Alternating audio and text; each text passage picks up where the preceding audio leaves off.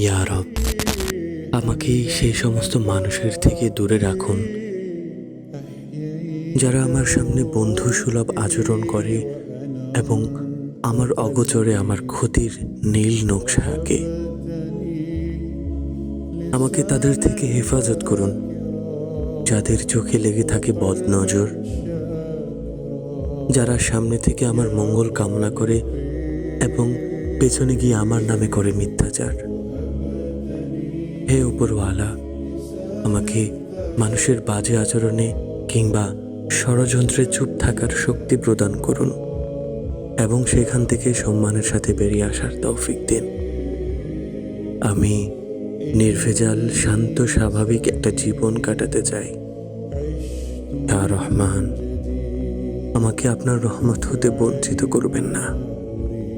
আমাকে আপনার রহমত হতে বঞ্চিত করবেন না।